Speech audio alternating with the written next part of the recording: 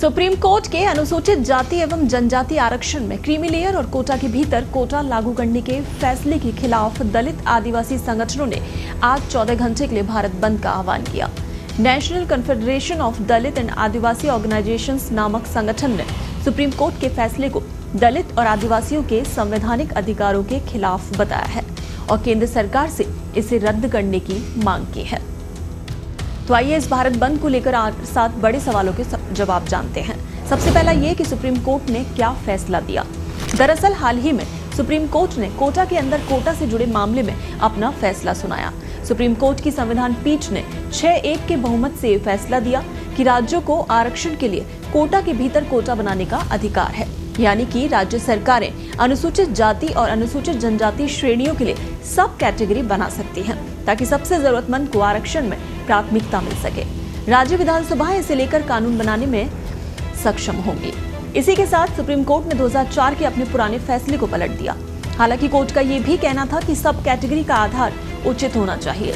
Court का ये कहना था कि ऐसा करना संविधान के आर्टिकल 341 के खिलाफ नहीं। कोर्ट ने ये साफ कहा था कि एससी के भीतर किसी एक जाति को 100% कोटा नहीं दिया जा सकता। इसके अलावा सुप्रीम कोर्ट ने किसी जाति का कोटा तय करने से पहले उसकी हिस्सेदारी का पुख्ता डेटा होना चाहिए। मुख्य न्यायाधीश DY Chandrachud, justice BR Gavai, justice Vikramnath, justice Bela Trivedi, justice Pankaj Mittal, justice Manoj Mishra और जस्टिस सतीश चंद्र शर्मा की बेंच ने ये फैसला सुनाया। दूसरा सवाल ये है कि आखिर इस फैसले का विरोध क्यों किया जा रहा है। ये फैसला जो कि देश भर में विवाद का विषय बना हुआ है और विरोध करने वालों का मानना है कि इससे आरक्षण व्यवस्था के मौलिक सिद्धांतों पर प्रश्न चिन्ह लग गया है। कई संगठनों ने इसे आरक्षण नीति के खिलाफ बताया है। उनका कहना है कि इससे आरक्षण की मौजूदा व्यवस्था पर नेगेटिव प्रभाव पड़ेगा और सामाजिक न्याय की धारणा कमजोर हो जाएगी। विरोध करने वालों का तर्क है कि अनुसूचित जाति और जनजाति को यह आरक्षण उनकी तरक्की के लिए नहीं बल्कि सामाजिक रूप से उनके साथ हुई प्रताड़ना से न्याय दिलाने के लिए है। तर्क ये भी अस्पृश्यता यानी छुआछूत के भेद का शिकार हुई इन जातियों को एक समूह ही माना जाना चाहिए।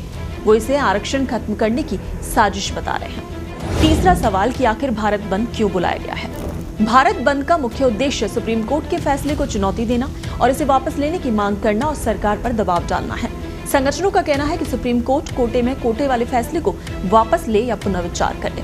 NACDAOR ने दलितों, आदिवासियों और ओबीसी से आज बुधवार को शांतिपूर्ण आंदोलन में हिस्सा लेने की अपील की थी। और आइए अब सवाल ये है कि आखिर मांगे क्या रखी जा रही हैं संगठनों की तरफ से। संगठन द्वारा सरकारी नौकरियों में पदस्थ SC, ST और OBC कर्मचारियों का जातिगत आंकड़ा जारी करने और भारतीय न्यायिक सेवा के जरिए न्यायिक अधिकारी और जज नियुक्त करने की मांग रखी है। नागडाउर का कहना है कि सरकारी सेवाओं में SC, ST, OBC कर्मचारियों के जाति आधारित डेटा को तत्काल जारी किया जाए ताकि उनका सटीक प्रतिनिधित्व सुनिश्चित किया जा सके। समाज के सभी वर्गों से न्यायिक अधिकारियों और जजों की भर्ती के लिए एक भारतीय न्यायिक सेवा आयोग की भी स्थापना की जाए ताकि हायर जुडिशियरी में SC, ST, OBC श्रेणियों से 50% प्रतिनिधित्व सुनिश्चित किया जाए। संगठनों का कहना है कि केंद्र और राज्य सरकार के विभागों के साथ साथ सार्वजनिक क्षेत्र के उपक्रमों में सभी बैकलॉग रिक्तियों को भरा जाए। सरकारी प्रोत्साहन या निवेश से लाभान्वित होने वाली निजी क्षेत्र की कंपनियों को अपनी फर्मों में सकारात्मक कार्रवाई की नीतियां लागू करनी चाहिए। अब पांचवा सवाल उठता है कि आज के बंद में कौन कौन से संगठन और दल शामिल हुए हैं। भारत बंद को दलित और आदिवासी संगठनों के अलावा अलग अलग राज्यों की क्षेत्रीय राजनीतिक पार्टियां भी समर्थन कर रही हैं। इसमें प्रमुख रूप से Samajwadi party, Bahujan Samaj party, Bhim army, Azad Samaj party, Bharat आदिवासी पार्टी, बिहार में राष्ट्रीय जनता दल, LJP सहित अन्य संगठनों का नाम शामिल है। कांग्रेस ने भी बंद का समर्थन किया है। इन संगठनों का कहना है कि सुप्रीम कोर्ट का फैसला आरक्षण के मूल सिद्धांतों के खिलाफ है और इसे वापस लिया जाना चाहिए। अब छठा सवाल ये है कि बंद के दौरान क्या क्या सेवाएं ऐसी हैं जो कि प्रभावित नहीं होंगी। तो आपको बता दें कि आज भारत बंद के दौरान हॉस्पिटल, एम्बुलेंस, इमरजेंसी जैसी जरूरी सेवाएं जो कि सामान्य रूप से संचालित हैं।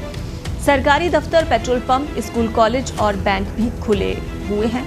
सार्वजनिक परिवहन और रेल सेवाएं भी चालू हैं।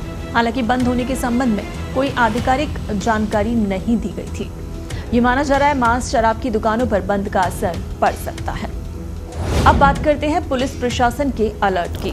तो राजस्थान, उत्तर प्रदेश, बिहार, मध्य प्रदेश, झारखंड, छत्तीसगढ़ जैसे राज्यों में खासकर बंद का व्यापक असर देखने को मिल सकता है। राजस्थान में जहां जयपुर, दौसा, भरतपुर, गंगापुर सिटी, डीग सहित 5 जिलों के स्कूलों में छुट्टियां भी घोषित कर दी गईं। इसके अलावा झुंझुनू, सवाई माधोपुर जिले में भी स्कूलों में छुट्टियां घोषित की गई हैं। तो कुछ जगह ऐसी भी हैं जहां पर बंद का असर काफी कम देखने को मिलेगा, लेकिन ये राज्य और ये जिले ऐसे हैं जहां पर बंद का व्यापक असर देखने को मिल सकता है।